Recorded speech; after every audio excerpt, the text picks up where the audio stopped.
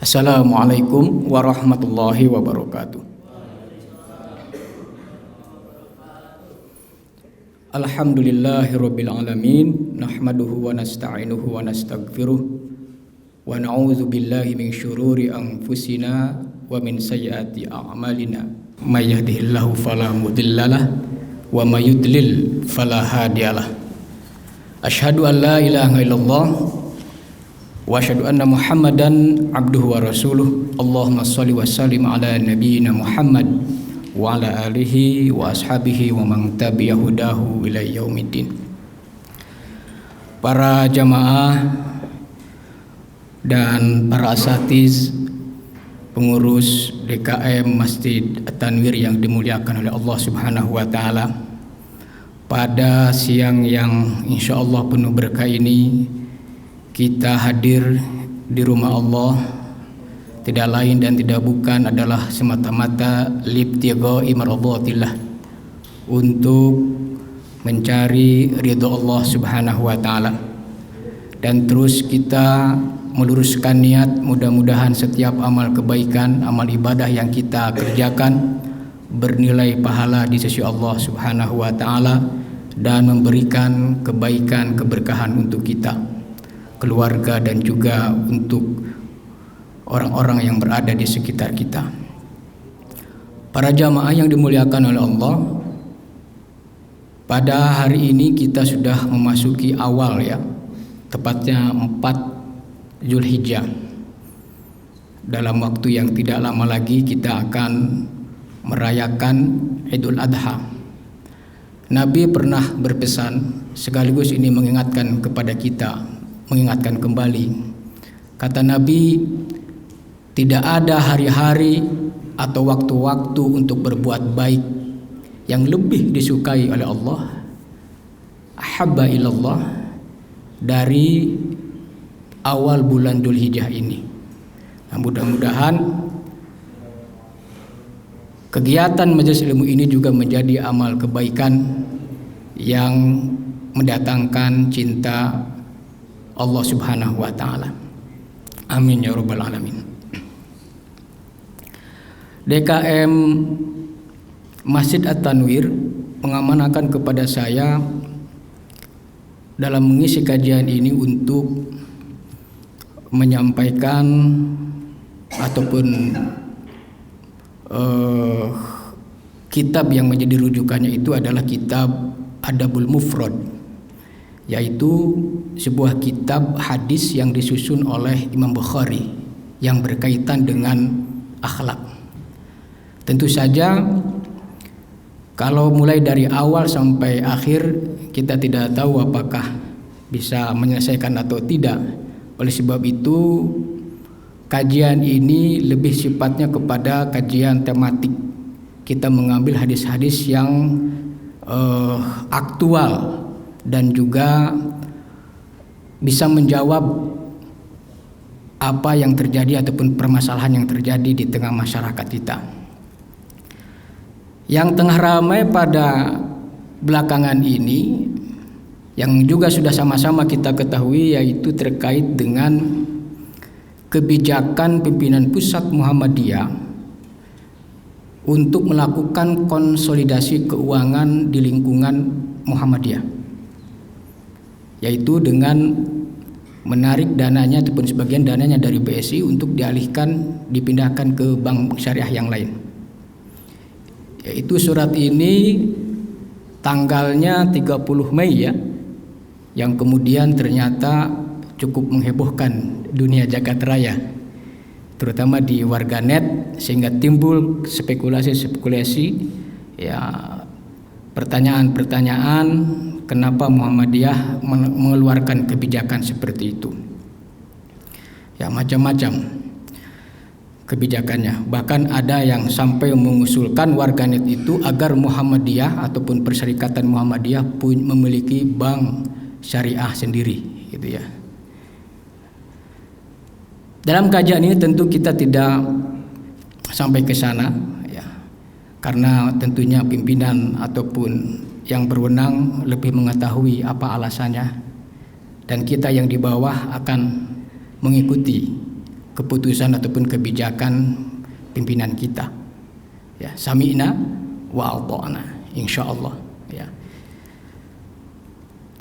Ada satu hadis ya, ternyata ada kaitannya dengan masalah harta ini, dan itu dikemukakan oleh Imam Bukhari dalam hadisnya itu dalam kitab Adabul Mufrad, yaitu hadis yang ke-222 tentang pentingnya menjaga, memperbaiki dan mengembangkan aset ataupun kekayaan yang kita miliki. Apalagi ini kaitannya dengan aset persyarikatan yang jumlahnya nominalnya sangat besar. Maka berkewajiban bagi setiap pimpinan di tiap tingkatan itu untuk menjaga aset yang besar itu. Jangan sampai hilang apalagi tersia-siakan. Apa hadisnya? Saya bacakan. Dari Abu Nuaim mengabarkan kepada kami, dia berkata, haddatsana Hanasub bin Harith an abihi qala kana rajulu minna tuntiju farsuhu fayanharuha fayaqulu ana a'ishu hatta arkaba hadha faja'ana kitabu Umar an aslihu ma razaqakumullah fa inna fil amri tanaffusa. Kurang lebih terjemahnya seperti ini. Hanas bin Harith menceritakan kepada kami dari ayahnya, dia berkata, bersabda ya, ataupun berkata dia ya, kana rajulu minna, salah seorang di antara kami itu memiliki kuda, yang kuda itu kemudian melahirkan ya, beranak. Fayanharuha, lalu kemudian dia itu menyembelihnya. Fayaqulu, dan kemudian dia berkata, ana aisyu hatta arkaba hadza, akankah aku ini hidup hingga aku ini dapat menunggangi anak kuda itu. Faja'ana kitabu Umar, lalu kemudian datang surat dari Amirul Mukminin yaitu Umar bin Khattab. Apa kata beliau isi suratnya? An aslihu ma razaqakumullah, hendaklah kalian itu memperbaiki ya, apa yang telah direzekikan, harta yang diberikan, direzekikan kepada kalian. Fil amri tanaffusa ya, karena dalam masalah ini ada suatu kelapangan. Baik. Kata-kata di sini ana aisyu hatta arkaba hadza, para jamaah yang dimuliakan oleh Allah, ini mengandung makna suatu pertanyaan yang sebetulnya untuk mengingkari. Ya. Jadi ana aisyu hatta arkaba hadza, jadi akankah aku hidup? Jadi setelah kuda itu lahir, lalu kemudian dia menyembelihnya, dia melakukan pertanyaan orang itu, apakah aku akan hidup sampai aku ini bisa menunggangi kuda itu? Ya. Nah, kemudian ya, kata-kata Aish ini ya mengandung makna begini. Sebetulnya aku tidak mungkin hidup. Aku tidak mungkin hidup bisa hingga bisa menunggangi anak kudaku ini. Sehingga kemudian dia memutuskan untuk menyembelih hewan yang baru lahir itu, anak kuda itu.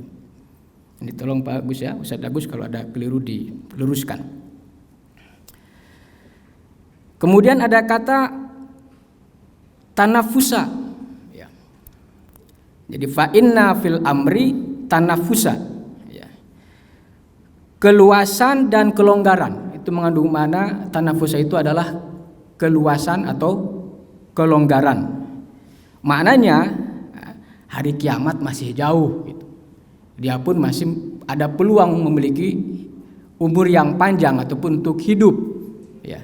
Sehingga perintah dari Umar bin Khattab itu intinya agar anak kuda itu dijaga, dikembangkan. Karena kalau disembelih kecil-kecil itu kan sayang kan gitu ya. Tapi kalau besar itu kan harganya lebih mahal, kan begitu. Nah, inilah kemudian semangat dari sini para jamaah yang dimuliakan oleh Allah dari hadis ini. Ya, ini berisi anjuran al-hath agar kita ini umat Islam mengembangkan usaha dan menanamkan modal untuk kepentingan masa mendatang. Pentingnya kita memperbaiki ekonomi kita. Maka kalau kita kaitkan dengan sikap tadi, kebijakan ataupun keputusan pimpinan pusat Muhammadiyah terkait dengan konsolidasi keuangan tadi, itu prinsipnya adalah islah, untuk memperbaiki, menjaga dan mengembangkan, ya, agar uang yang ada itu, aset itu betul-betul manfaatnya dirasakan, terutama oleh orang kecil. Maka kemudian muncul di antara alasannya itu adalah untuk memihak para ataupun umat, ya, warga yang melakukan kegiatan usaha kecil atau disebut dengan UMKM, usaha mikro, kecil dan menengah, sehingga mereka betul-betul, ya, merasakan manfaat dari aset itu, kekayaan itu, sehingga pemerataan ataupun keadilan itu terjadi di tengah masyarakat. Itulah yang kemudian menjadi pokok permasalahan ternyata. Jadi aslihu, dalam rangka aslihu, ya. Jadi kalau misalkan modal itu digunakan hanya untuk koperasi perusahaan-perusahaan yang besar, sementara yang kecil-kecilnya itu diabaikan, ini yang menjadi masalah. Kan gitu ya di antara faktornya. Nah, para jamaah yang dimuliakan oleh Allah, kalau kita lihat dari aspek sejarah tentang sistem permodalan ini ataupun investasi, itu ternyata sudah berlaku ataupun berlangsung sejak zaman para sahabat. Sistem permodalan itu, saya punya modal, ya, sekian juta, diserahkan kepada Ustadz Agus sebagai pembisnis, nanti hasilnya kemudian dibagi dua. Kegiatan ataupun sistem permodalan seperti itu ataupun investasi itu ternyata sudah terjadi di zaman sahabat, yaitu dari kisah yang disebutkan dari Muwatta, ya. Apa kisah itu? Jadi ketika Abdullah dan juga Ubaidillah bin Umar bin Khattab melakukan ataupun keluar membawa pasukan ke Irak, mereka berdua itu ketemu dengan Gubernur Basrah, Abu Musa al-Asy'ari. Lalu kemudian Abu Musa al-Asy'ari menyambut mereka dengan baik, kedua sahabat itu. Sekiranya aku bisa berbuat baik kepadamu, yang bisa aku lakukan, aku akan lakukan, kata sang gubernur. Aku akan berikan. Lalu kemudian dia muncul ide, Abu Musa al-Asy'ari ini ada sejumlah uang yang akan aku serahkan kepada Amirul Mukminin. Kebetulan Amirul Mukminnya adalah Umar bin Khattab di Madinah. Ini akan aku serahkan uang ini, tapi aku akan meminjamkannya kepada kalian berdua. Silakan kalian membelanjakan uang tersebut di Irak, lalu kemudian barang-barang itu kalian jual di Madinah, begitu ya. Maka ide dari sang gubernur itu diterima oleh dua sahabat itu, Abdullah dan Ubaidillah bin Umar bin Khattab. Ubaidillah ini ya berarti anaknya Umar bin Khattab. Ya aku suka, kami suka ini, katanya kan. Intinya mereka melakukan transaksi tadi, investasi itu dilakukan, ya. Lalu kemudian ketika sudah mendapatkan untung tadi, ketika sampai di Madinah, mereka pun jual barang-barang itu di Madinah dan mendapatkan keuntungan. Kemudian diserahkan kepada Amirul Mukminin, ya. Lalu kemudian Amirul Mukminin bertanya, Umar bin Khattab, apakah pasukan yang lain juga menerima pinjaman modal ini dari Abu Musa al-Asy'ari? Kemudian mereka menjawab, tidak ya Amirul Mukminin. Kalau begitu kembalikan uang ini semuanya kepada dia. Lalu kemudian Ubaidillah, kalau Abdullah diam saja, membungkam, tidak berbicara. Yang berani berkata adalah Ubaidillah bin Umar bin Khattab. Ya Amirul Mukminin, janganlah begitu engkau. Kalaupun uang ini berkurang ataupun hilang, kami pasti akan menggantinya. Lalu tetap saja Umar bin Khattab untuk menyarankan agar uang itu dikembalikan kepada Abu Musa al-Asy'ari. Ya. Mungkin dia memandangnya ada ketidakadilan di situ ya, kalau hanya diberikan kepada dua orang itu saja. Ya, artinya mestinya pasukan yang lain pun ikut berdapat juga gitu bagiannya. Ini ada prinsip keadilan. Makanya dalam ta'awun ini, dalam investasi ini penting menegakkan prinsip keadilan. Jangan sampai nasabah apalagi yang pemodal besar itu diabaikan, adapun dizolimi. Ya. Para jamaah yang dimuliakan oleh Allah, lanjut kisah tadi itu, ya. Kemudian ada salah seorang sahabat yang mengusulkan, ya Amirul Mukminin, bagaimana kalau uang itu kita jadikan sebagai modal investasi saja. Lalu kemudian Umar bin Khattab menerima usulan itu, ya.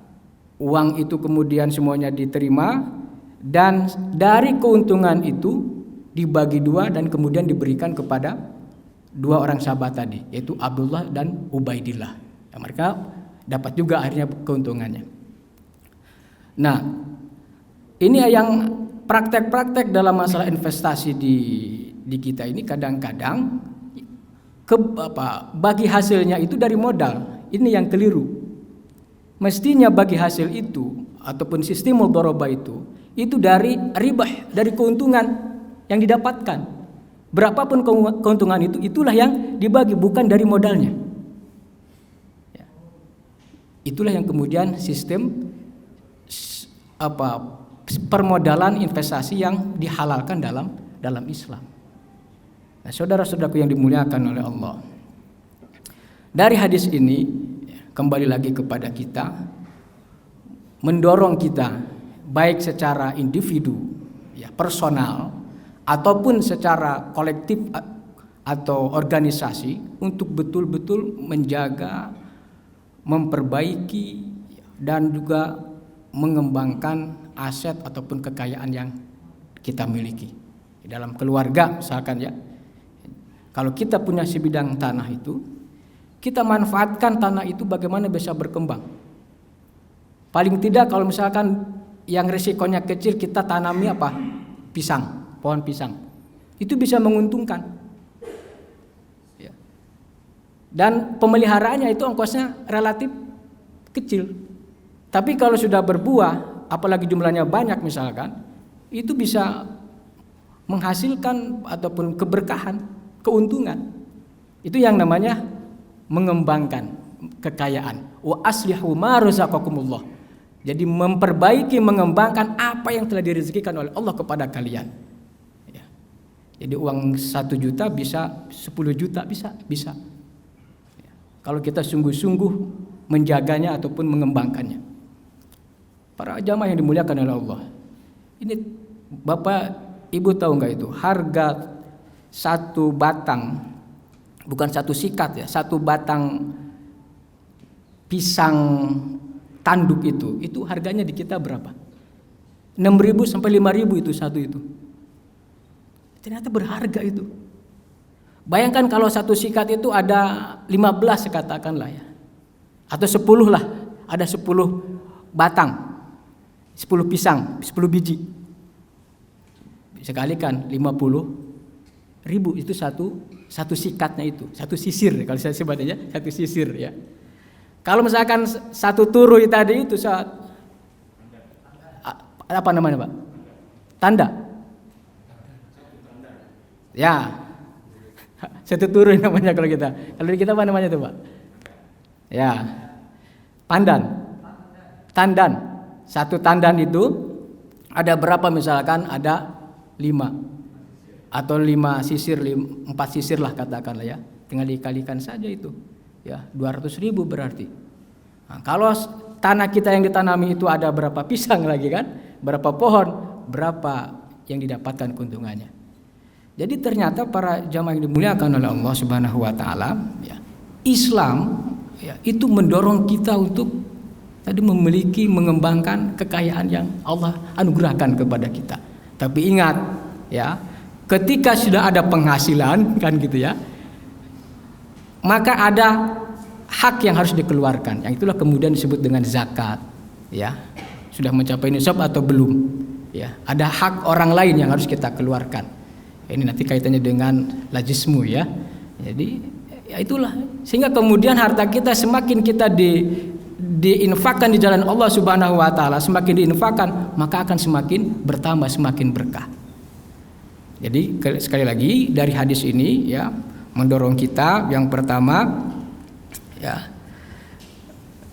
yaitu semangat untuk mengembangkan, menjaga dan mengembangkan harta yang Allah anugerahkan kepada kita. Yang kedua ya, semangat yang kedua, ketika kita melakukan kegiatan ekonomi ya, jangan lupa prinsip-prinsip yang telah digariskan oleh Allah dan Rasulnya itu betul-betul dijaga.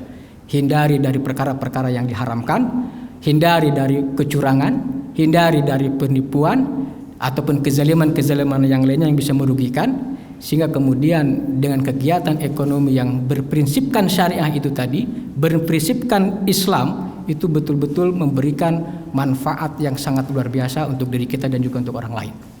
Para jamaah yang dimuliakan oleh Allah, barangkali itu yang bisa saya sampaikan. Mudah-mudahan bermanfaat. Spirit dari kegiatan ataupun Zulhijjah ini, teruslah kita untuk beramal soleh, berbuat baik. Dan ternyata ketika kita melakukan kegiatan di bidang ekonomi pun itu merupakan bagian daripada amal soleh. Sebelum ada hadis Nabi kan ya, sebelum kiamat datang, kalau ada biji kurma di tanganmu, tanamkan saja gitu. Itu bagian daripada amal soleh. Jadi sebelum kiamat datang ya, tetap kita harus menebarkan kebaikan, memakmurkan bumi ini. Subhanallah wa bihamdika asyhadu an la ilaha illa anta astaghfiruka wa atubu ilaik. Nasrun minallah wa fatun qarib wa basyiril mu'minin. Assalamualaikum warahmatullahi wabarakatuh.